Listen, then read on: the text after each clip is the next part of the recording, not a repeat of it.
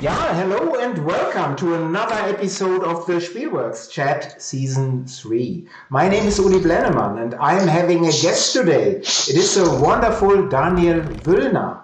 Welcome, Daniel. How are you? Thank you very much for the invitation. I'm fine. Thanks. Love to being here and talking with you. Yeah, I'm fine. My pleasure. And there's Björn. Hello, Björn. Good seeing you. Before we actually start, I have a few Spielworxx news items. So, Pilgrim by Nick Case, that is a cooperation with Amusement, has been funded at GameFound, and so thank you very much. And the game, for people who have missed the GameFound campaign, the game will appear very soon at the Spielworxx store. London Necropolis Railway by Daniel Newman. That is a cooperation with New Mill Industries. That game is still available at Spieleschmiede and also available from my website. So please check out the game. And I will have copies of Colonialism available soon at my web store. And this is the second edition published by Compass Games. And to my mind, Colonialism is a mechanically really sound game on a very, very serious topic. And the Spielworxx edition, I think that is from 2013, although I may be wrong. And for German language viewers, John Company, the German edition, should be ready for pre-order very, very soon. I have all the files. We are working on this. It's a thing with Whirligig right now, but this should happen very soon. And if you have questions or comments today, please put them in the chat window and Daniel will surely respond, or probably. And hello, Daniel. Good seeing you. So Daniel, so that's also good. So to start, Daniel, what are you doing for a living? I'm actually working for the last 15 years with the Süddeutsche Zeitung, German newspaper located in Bavaria, Munich. And at the newspaper, I started out doing community management work, and right now I'm the assisting head of social media and reader communication. So I manage the letters to the editor page, the comment section of the online page, and the social media accounts for the Süddeutsche Zeitung. Yeah, and for people outside of Germany who do not know, maybe Süddeutsche Zeitung, this, in my opinion at least, and I think this is general opinion, is the leading daily newspaper in Germany. So not only restricted to Bavaria, it's everywhere. So really good newspaper. And if you're in Germany, you should subscribe to Süddeutsche. So Daniel has, of course, told me that I need to say so, but no, this is all right. And hello, Steffen. Good seeing you. And he's saying the Frankfurter Allgemeine is leading. That's a bad joke. But Daniel, are you a long-time gamer? What are you doing in gaming? Yeah. Actually, I've been writing about board games quite unregularly. I can put in my author's page for the Süddeutsche Zeitung in the section later, or in the notes. I've been writing about the Spiel in Essen since 2015, I think, when I started out. I've been gaming quite regularly, so I'm in a range from like easy games, family games, up to I haven't tried war games, but I've tried every complexity till Ark Nova right now and similar titles. So I'm up to date with recent publications, and I have to admit I also play some niche games, but not all of them. So I'm well accustomed to the scene and to most of the actual recent board games right now. Yeah, and if people haven't read the piece by Daniel, you should check out the gaming pieces. Really thoughtful and well written. Yeah, but our topic today is theme in games, theme in board games. So huge topic, very broad topic. And Daniel, is a theme in a game important? And what does theme mean after all? Yes and no. That's the most easiest answer I can give. But if you think about a game which is mostly based on mechanics, on abstract dice rolling, card drawing, card playing. You've got the idea of theme, as most people use it, as some kind of package in which this intelligent, engaging puzzle is put into to make it more appealing, engaging. So this is, no, you don't need theme to play a game on the one hand. But on the other hand, theme can be the driving force. If it's really interwoven with the game's mechanic, it can do so much more than being just a simple puzzle, something worthwhile to use while playing and getting social with other people. But if you use theme right, and if you use the terms right, then it could be like a whole different world in popular culture. Yeah, I absolutely agree. Of course, a game does not need a theme. So otherwise, 50% or even more of the games wouldn't work. So yeah, I agree. And by the way, hello Hans and hello Jay Foolsgard. He's wishing us a fine Tuesday. Same to you. And Daniel, because you said right at the start, yes and no. Yes and no. So are then definitions useful after all? Do we need as gamers these definitions? I think there's some really important points. The first that I'd like to come back to in this whole talk is, at first, we definitely need definitions. Even we as critics, I'm as a critic, and most content creators, journalists, and critics in the board game scene need more definition, because otherwise we don't agree what we are talking about. People trying to clumsily find their way into what a theme of a game is actually and what it is not. I have to agree that I used the term wrong myself, or not wrong, but too general. And when I stumbled upon Efka's video, no pun included, about colonialism, he said that there's a difference between theme on the one hand, which is like in German is thematic or Thema, and maybe like translated as topic best as possible. And he said that the thing that we are mostly talking about or would like to talk about is in fact setting. Yeah. So his example is when you talk about Splendor, the setting is you're a jewelry merchant who exchanges jewels for profit, and the theme is could in sometimes overlap with the setting, but in that end it's more like a general exchange of goods, you could say. I don't want to artificially exclude those terms from each other, but it's not always the right thing. If you think about games where you trade in the Mediterranean, absolutely, it's the theme is trade, but the setting is more than that. It's the age you place it in, and the implications that this setting affects, how it affects us as players, and how it affects gameplay change if you think more about it. And so trading in the Mediterranean is not actually a theme.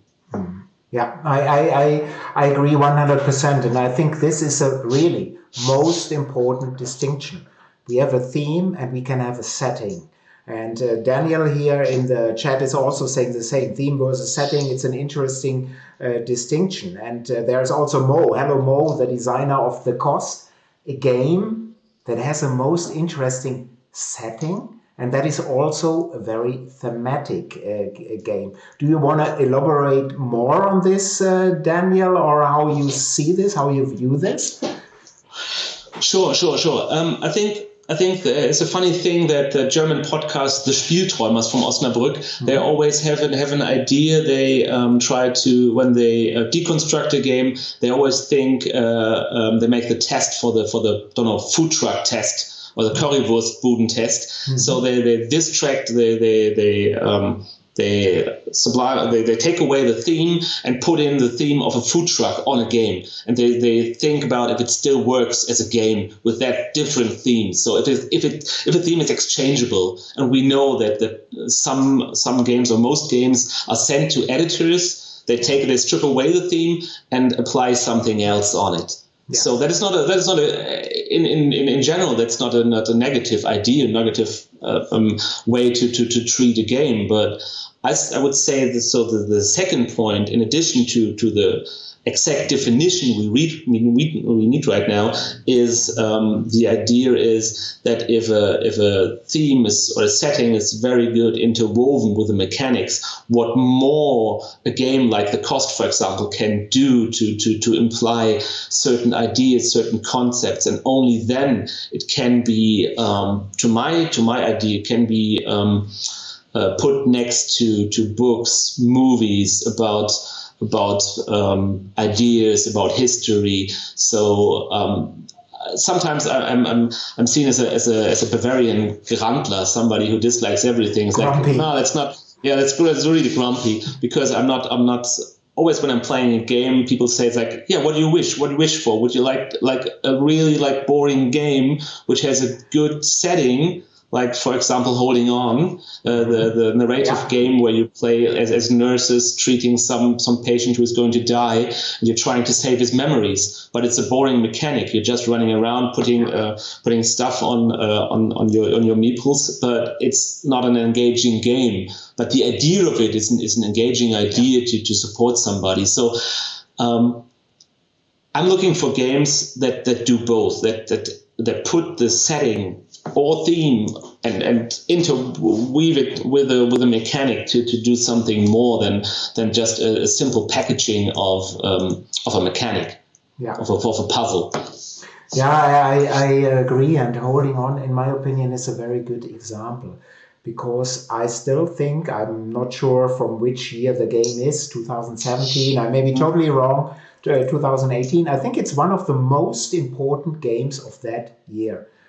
Period. But it's also a failure as a game, because you've played it, or at least I tried it, I played it, and then I simply stopped. I thought, brilliant idea, but a game still needs mechanics that are so interesting that you want to return to it. So yeah, so good observation. And hello Drösig, and hello Christoph. So Christoph from Munich, but now he's I think overseas. He has a question: how would historical simulations fit into this categorization? I think very good. But I have to admit that I'm not playing so many historical games and war games, and I promised Uli to not talk about games I haven't played. So the one thing I can name is, which I've been writing an article about for the Süddeutsche Zeitung, is Watergate. Matthias Kramer game. Matthias Kramer, which is really the perfect fit. It's not that every mechanic in the game is really good to make it the excellent title, but the concept of replaying history and finding maybe a different outcome. I mean, the game is about, as everybody knows, about the Watergate affair, about Nixon, about how he managed or changed the public opinion and evaded the impeachment. Mm-hmm. So it's interesting how it's a two-player game, how both sides try to place the historic events in a different order. And it was so the idea, the historic setting was so evoking and had so many allusions to the Trump administration that it was fascinating to play. Although I don't actually agree with some of the decisions Matthias made about the hidden information in the game, but still. I find it really intriguing as a game, as a perfect example of fitting the setting of a game with this mechanic, which is really good. It's a tug of war between the president and between the journalists, which is really interesting. Yeah, I agree, and especially in a very compact format, and it's not a 5-hour game where there is chrome, all these layers of chrome. So it's really up to the point. And yes, some mechanics I'd say, could be different, but I think overall it's a fantastic little package here. And hello, Nick, good seeing you. And Daniel is saying, marrying theme, setting, mechanics. I feel like Vital Lacerda is excellent at pulling this off. And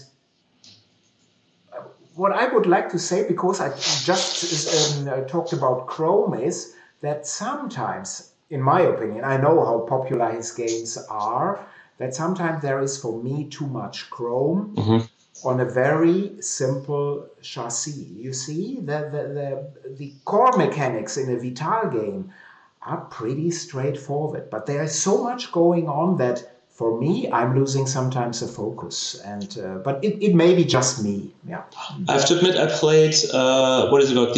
Is it called The Artist? The one with the art exhibitions? The Gallerist, I think. The Gallerist. I played The Gallerist, and I played I think Vinos. Is that the game or the name of the? Yeah. And both is like, it's really interesting how the season change in Vinos, how the design, how the and I'm not talking about, when I talk about setting and theme, I'm not talking about the production level. I'm not talking about do the exhibits in the gallerist look like small objects, like small pieces of art, which they do, which is really nice, but is the thing that you do in the game something you would do as a gallerist?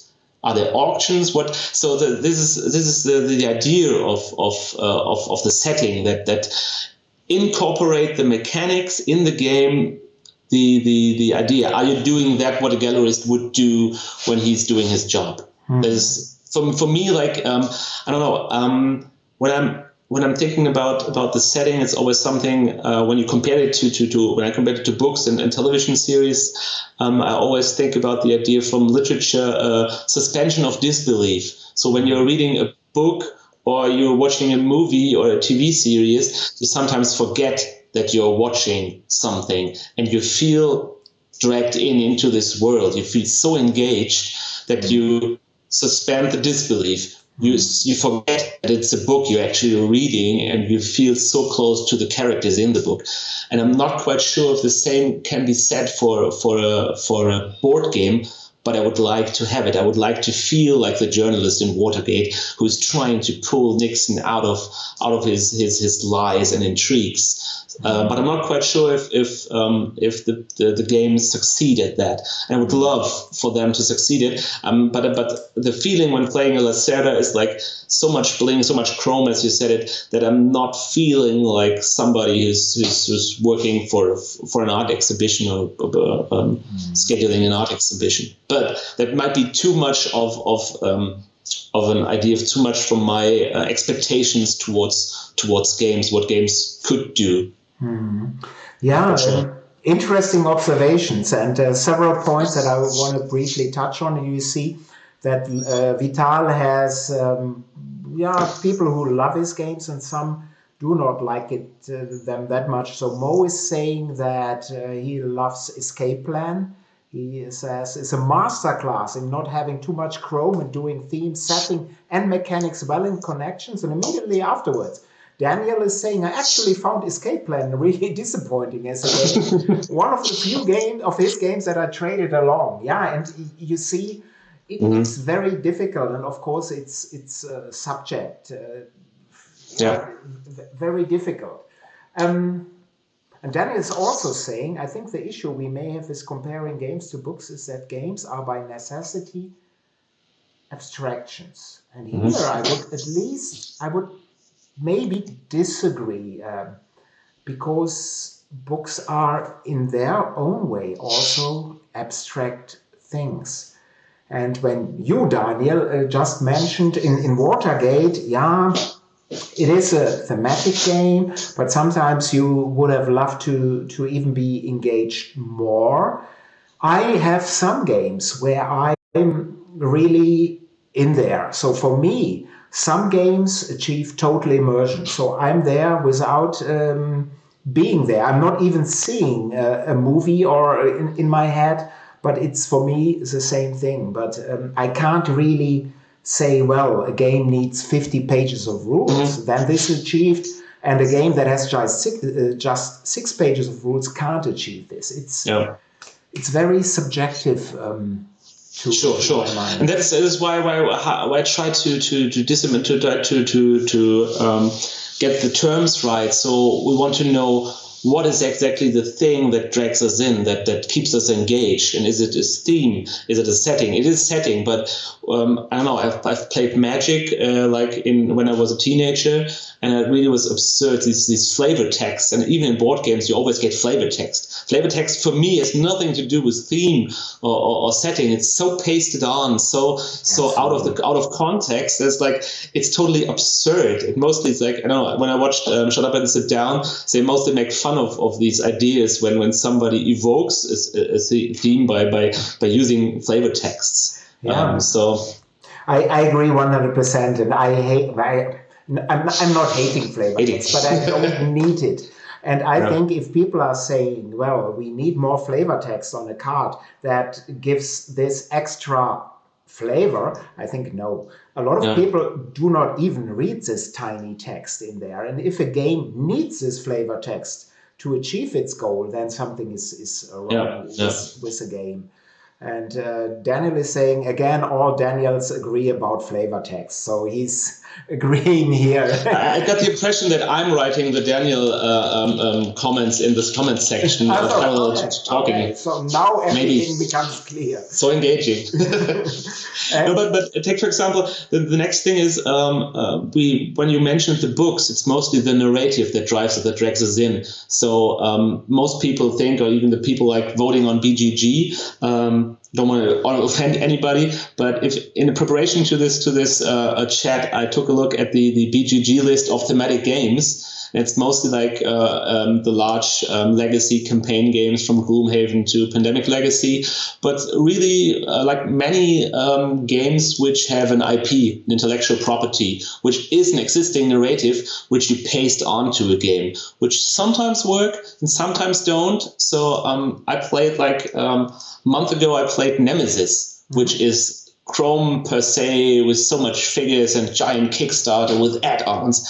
But I loved the game. I really loved the game. And I got the impression that this was the game that you said it's engaging for me. I get really with hidden information. I really got the impression that I'm running around the Nostromo and we know, in fact, it's alien, but it's not alien. And I was really impersonating the captain of the ship who had I had the mission to bring the ship home safely. And then my ship, and then somebody turned the self-destruct button, pushed the self-destruct button. And my other option was to kill everybody else. And somebody, right in the middle of the game, I changed from being the good captain to the guy who closed doors behind friends, push aliens into their rooms and throw grenades at them.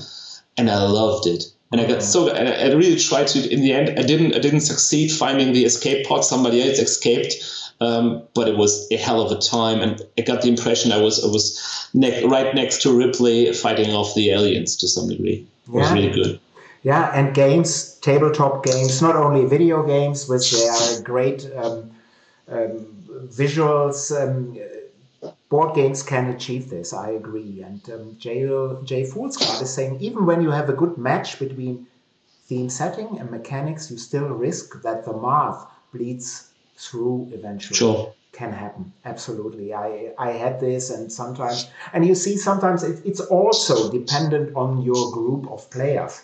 If you have just one gamer who doesn't care for theme setting at all, he wants to win and crunch the numbers, then there is a totally different feeling at the table, because normally these people, generalizing, slow down the game, and they take a look at the game from a different point of view. And I'm not saying this is a worse or better view, it's just different. And it happens. But are thematic games easier to learn, Daniel? Yes and no. Can I say yes and no again? Yes, Björn won't like it, but you can do so. I think I would say no, just to have a counterpoint to what you may be saying, because I was talking about with friends of mine, talking about UX, about user experience, about the naming of certain game components. Take, for example, Emma Larkin's, Abandon All Artichokes, a small game from which is, I think, which is really fun and really gorgeous. And the game exchanges certain usual for us gaming terms, such as draw pile, and says, I've written down just, it's the garden stack. It says garden stack instead of draw pile. Does that make it easier for us as heavy gamers to know what we're doing and we're looking for? And you compost the artichokes in order to remove it from game, and you put them on the community compost pile. Mm-hmm. And to some degree, I think that the game accomplishes to some degree a setting which is evoking, because you say, okay, I take from the garden stack, I put it in my garden row, and afterwards, if I achieve to abandon all artichokes, I put them in the compost. Mm-hmm. But in order to play the game, you read through the rules and say, what is a garden stack? Is it similar to a garden row? Oh, it's the display, the cards you put in front of you. And what was the garden stack? Okay, it was a draw pile. So in that degree, it does not help. Yeah. In order to have a UX which is thematic or like according to the setting, you won't achieve an easier to learn game. But still, on the other hand, might be your turn to say why it's easier to learn games which are highly thematic and according to setting.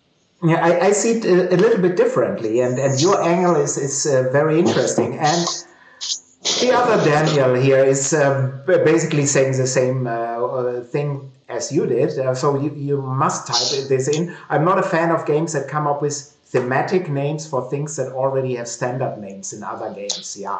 I can understand how it might be helpful for people who don't play many games. Yeah, maybe. My angle is a little bit different. I think in a more complex game. So let's say, to name a Spielworxx game, to name Ground Floor by the fantastic David Short. So here, of course, this is a more complex game.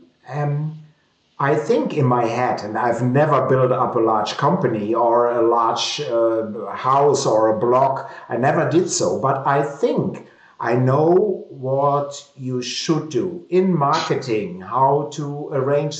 If I have more stuff, I can do more things. I can be more productive. So this helped me to think I know what to do to learn the game. That made it easier for me.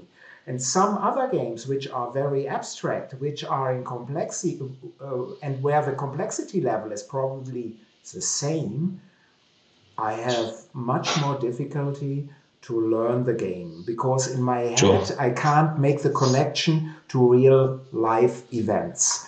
And so I think it is a little bit easier, but again, people comprehend game rules so differently, and complexity is an interesting thing. Yeah.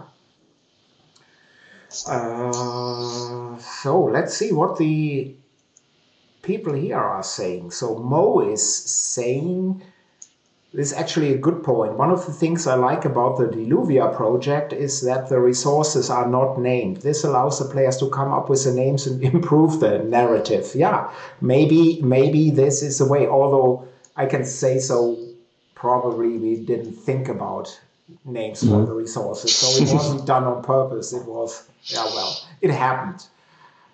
Daniel is saying, I was playing Tabanusi this weekend, and the resources were literally brown dice, yellow dice, white dice, blue dice, and green dice in the rule booklet. My wife tried to say, oh, the green must be jade or something, and I said, no, they are just green dice. So yeah.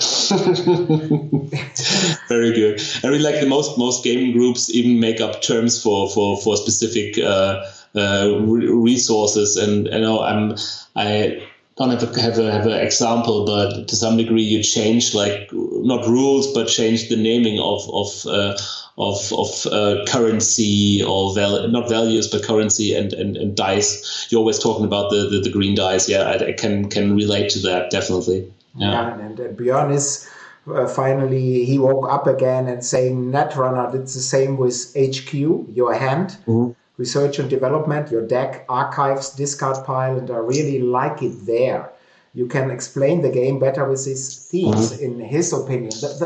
But maybe, because you mentioned abandon all artichokes, This is a very simple game that caters to mainly to non-gamers or to very casual gamers.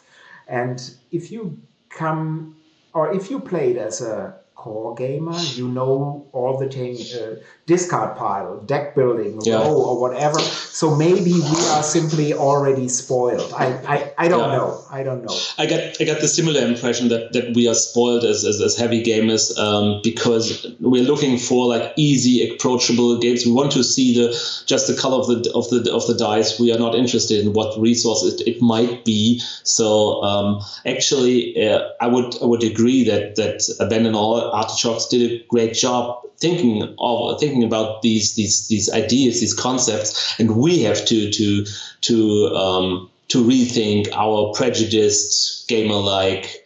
Give us the easy types. We know what we are doing. Just don't tell us what they are. It's like the green die and the black die, and stop that nonsense of naming it somehow differently, trying to evoke a setting. Maybe we are the problem, not the game designers. You are not the problem. I'm probably the problem. So that's true. Hans would like to know something from you. Yeah. So what is your opinion about player aids? Do they help the player more, or are they more confusing? So Spielhilfen, player aids. Yeah. I think when the game gets too crowded, I think the player aid is really useful, because otherwise you always have to check back on the rules. So I just put out trying to play a Dawn of the Zeds, the solo game from was the 4th edition, reprinted by Frosted Games. I'm not aware who's the original author of the game. You might know it by heart. I'm not quite sure. No. So it gets really large player aids and something of a tower defense where the zombies drag towards the inner city, and you always have to check back on the tableau what kind of zombie does what, and if you roll that die, how does it correspond to the strength value of your characters. So player aid is really useful, although it might distract you and put you back on, hey, you're just playing a game.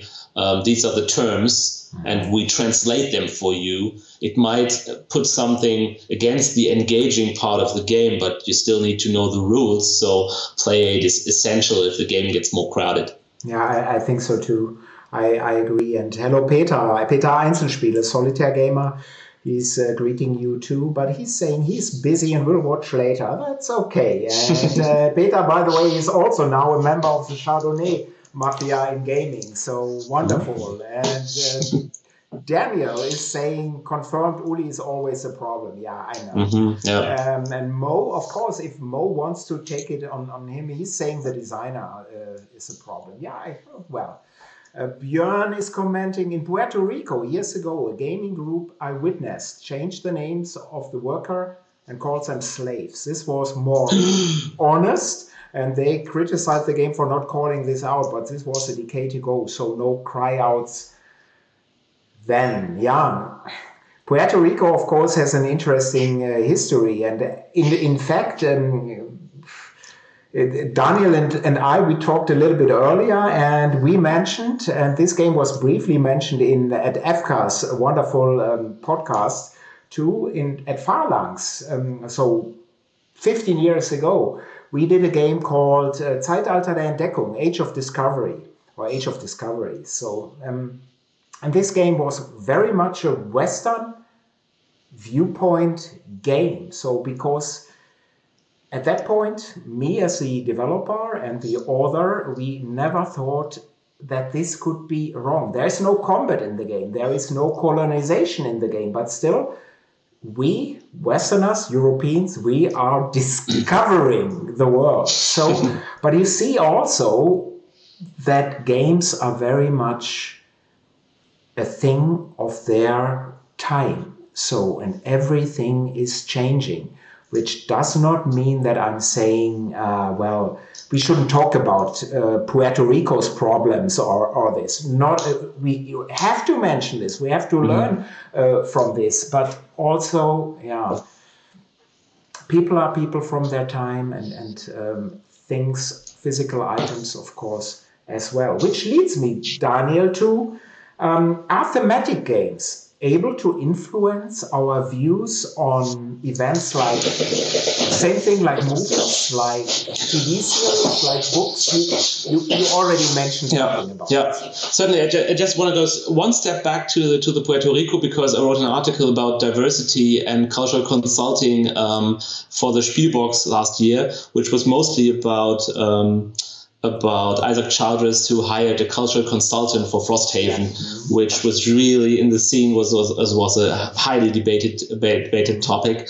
And the editor-in-chief asked me to do something about Puerto Rico as well. And I found it really interesting that there was an anniversary edition, I think, last year for Puerto Rico, which did not address the problems and turned the disc into lilac. I'm not quite sure, they changed the color from brown, but it didn't address the problem. And right now they're working on a revised edition, I think coming out maybe like a Spiel, which really works together with cultural consultants in order to really ground the theme, the setting, and really address its setting again and reevaluate the ideas. Not changing the core mechanics, which is important, but changing the setting itself and making them so that people from Puerto Rico could even play this game. So in accordance to what you said, like games are a part of their time, but they could be like computer games patched. You could update something, you could do a revised edition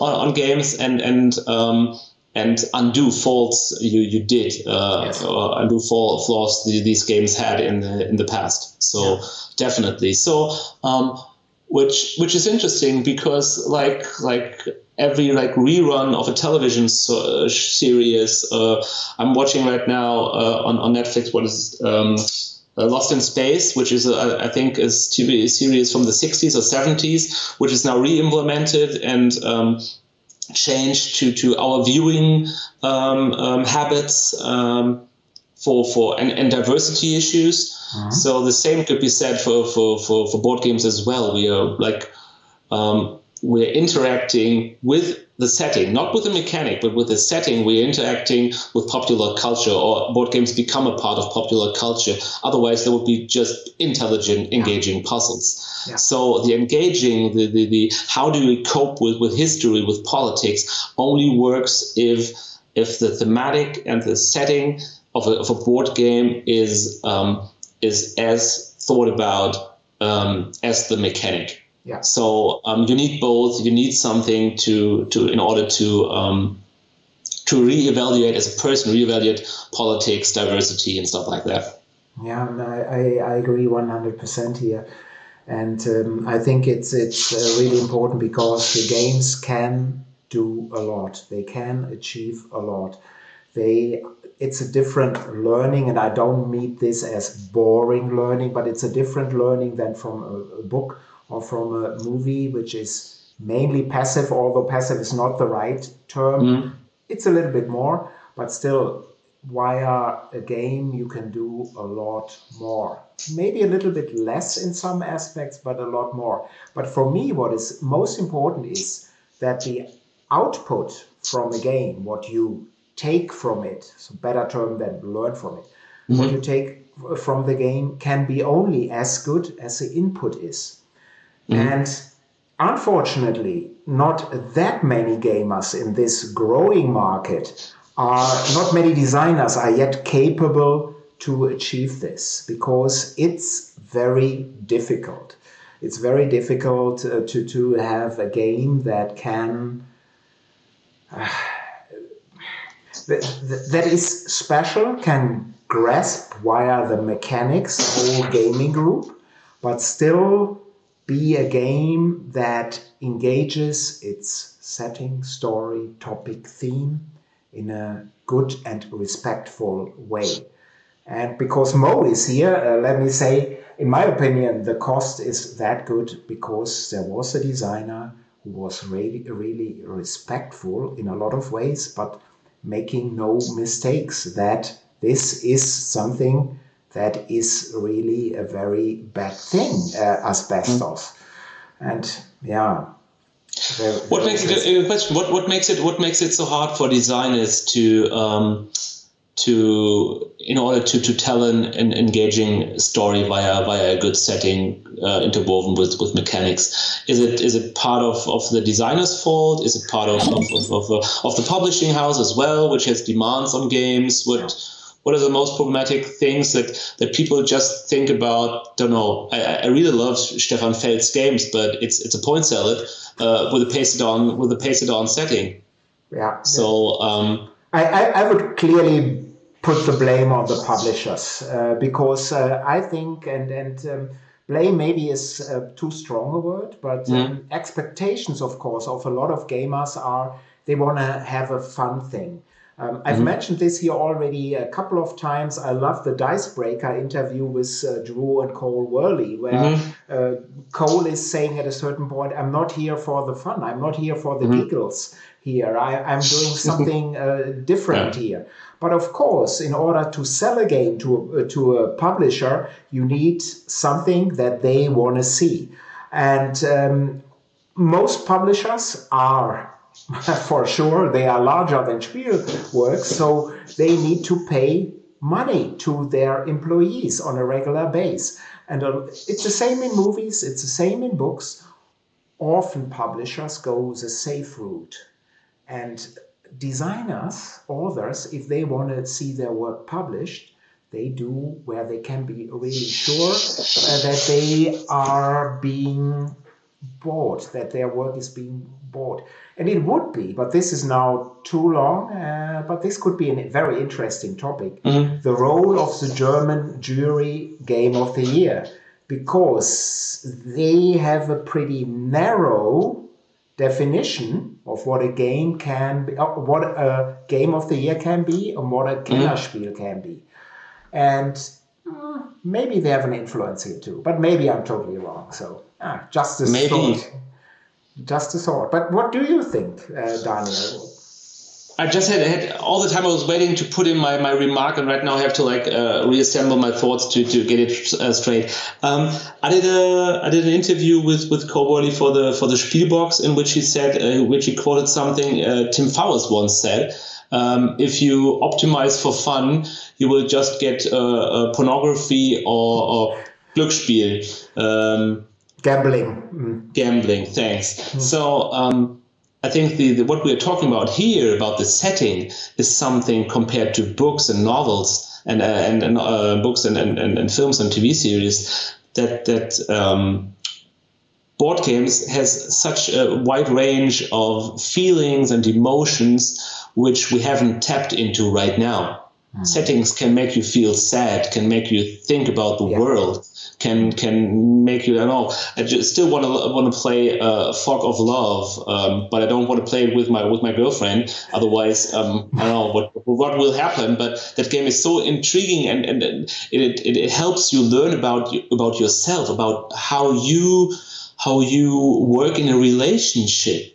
You think about yourself. That is something like an engaging novel does. It makes you think, and that is the high thing that the best thing that a board game could do and should do, in my opinion. I'm looking really forward to the new board game, which was right now on Game Fund, the Block by Block, the Insurrection game, which now is I think the third edition will come out. I'm really looking forward to that. A game.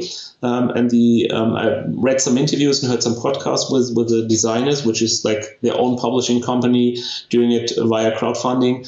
And they said the theme is the most important thing, the setting, the insurrection, like the peaceful uprising in a city. Think about Black Lives Matters. Think about the Arabian Spring. And it's really interesting that he said that most people don't feel familiar or feel good when talking about such a topic. They haven't been in demonstrations. They think that the police needs to uphold the law, and you're not allowed to attack a policeman. I'm not engaging anybody here right now in the chat to engage and throw a brick at a policeman, but the nonviolent protesting and the ideas that come with it. that might feel unfamiliar with us all here right now, but there are topics, and the police is somebody in the game who is trying to uphold the status quo, which is mostly like oppressing people. And the idea of the game is totally blowing my mind. I want to play it right now. I want to quit this video, but the game is not out till half a year or a year, and I'm really looking forward to it. That's what I would like to see in more games, to do that, to keep me engaged, to keep me questioning.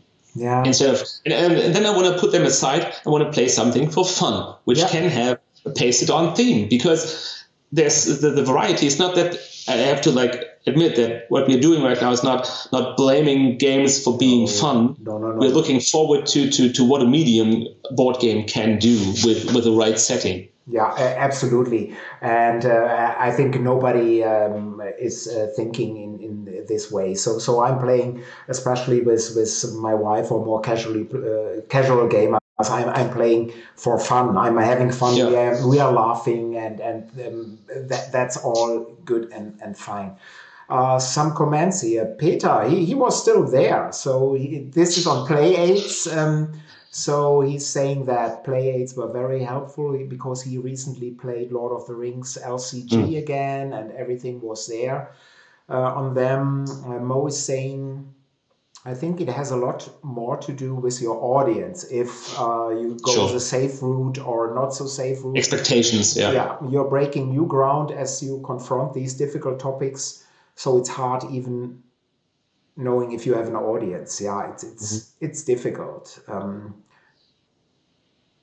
And Daniel is saying, I just want to play games that use dice for action selection and use plenty of little wooden colored discs. Yeah, right. Maybe, but Daniel, I'm having one last question for you. Can you please name a couple of thematic games that you really like, that you would recommend, if this is possible? Only under one condition. I can afterwards name the least thematic games with the worst setting afterwards. Very well. Do I have to I put a whole huge list. I already talked about Nemesis and Block by Block, about Watergate.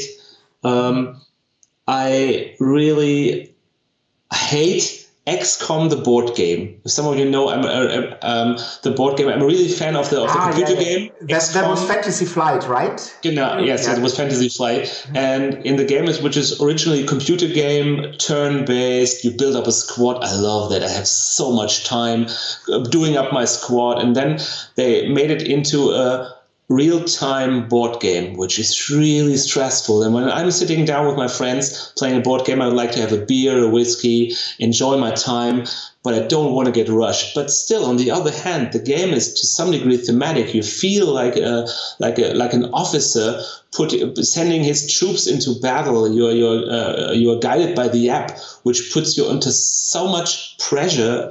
So you have little time to think about what the scientists should think of. It's not really. It's a good setting, and it's good, a well-translated setting. It's not actually what people might say. This is not a one-to-one adaptation of the computer game. No, it's not. But it's an interesting setting, which has an interesting idea and concept. So XCOM, the board game. I love Galaxy Trucker, and I get the feeling that I'm building my spaceship out of crap, and then I'm trying to fly around the planet, and it tells so good a story, which is so engaging. When half of my ship breaks down, all the aliens they will not make it to the final destination, but it's so much fun. So it can be like funny games which still have a good setting, which is convincing to me. Yeah. And the last one is I have to go Dungeon Pets. It is. I haven't played this for a long time, but this was a nice game, a very good game. Yeah. I played it. I think last year, and it's really hilarious when you need to clean the poo out of the cage of the monsters, which grow and grow, these pets, and sometimes break out. You have to do a beauty contest with them. You can prod them to grow larger and feed them. It's a worker placement by Vlada Schwartil, but still he makes a good point. It's really engaging for me. I get the impression that I am the guy who has the best monster and everybody else sucks because they tend to get the wrong monsters out of their eggs. It's very good. Yeah, and he's a master designer, that's for sure. So definitely a wonderful game. I have to take it out and play it again, but well, let's see if I find the time. Björn is saying, I like the XCOM board game for being a different game. I like to be the researcher because it's a role with the least stress. But I love to watch the other players sweating. This is a very good comment. And Daniel is saying, I thought Uli's last question was going to be, what is your favorite hockey team? So Daniel, what is your favorite hockey team? Actually, I don't have any idea what ice hockey teams are good, but I know that friends of mine or colleagues of mine, they come from Starnberg. They come from Straubing. Sorry, my fault. From Straubing, and I think they're a good team, aren't they? Yeah, they are a pretty good team, but it's still the wrong answer. Sorry. Because it's Iserlohn Roosters, of course. But anyway. Sure. I just wanted to mention just one point. It's like, if you want to play not a good game, not a setting game, it's like I was really looking forward to Eric M. Lang's The Godfather, which was so frustrating an experience that I don't want to play it again ever. But I love the movies, but to some degree it does not work. And on the other hand, which is I love games using an app, like, as I said, XCOM. I love the idea of Chronicles of Crime, but I feel like somebody working at a cashier of a supermarket trying to solve a crime while I scan barcodes all the time, which is really annoying. I don't have the feeling that I'm in the narrative because I'm scanning barcodes. Or these QR codes, which is really nerving and really puts me out of the suspension of disbelief. It's like, what am I doing here? So just play detective. And if you want to read a really interesting article about setting, I think the best article right now is still, I think we are both fanboys, Uli. It's Dan Thoreau, the article on Unfathomable and Battlestar Galactica, which is the piece you need to read. If you have the time watching this video, take your time, but then afterwards read the article by Dan Thoreau. It was a really brilliant article. Yeah, absolutely. And when I'm moving this to this chat to YouTube, probably on Thursday, might be tomorrow, we will put something in the notes. So FCA's video, of course, but also this article by the wonderful, fantastic Dan Spacebiff Thoreau. So I agree 100%. And hello, Board Game Italia. So good seeing someone from Italy. Wonderful. And Daniel is saying, so you must type this. He's saying Dan Thoreau is a fantastic writer about games. Yes. Yeah, sure. That's what it is. So what he is. And thank you so much, Daniel, for being here, for your insights. I think because I enjoy this so much, talking to you and listening to you, we should make this a yearly affair. I would love to do this. Hopefully we'll meet this year. Yeah. And for the people who are able to for the German audience, I'm working on an article about theme and thematic for the Spielworxx, but I'm not quite sure when it will come out. But maybe somewhere later this year. So I'm really trying to put all the things we said into written words to get people to think about more about settings and think about helping critics to get the definition right when they're writing about games. Yeah, so people, German language readers, check out this article in Spielworxx whenever it's out. And Jay Foolscard wanted to put the link to Dan's article in here, but I can only put in links, sorry, because otherwise there are all these gold miners or whatever. So, but I will put this article in the show notes, and sorry for this. So thank you again very much, Daniel. Thank you to all the viewers. And next week there is a Spielworxx chat with me presenting Spielworxx and industry news.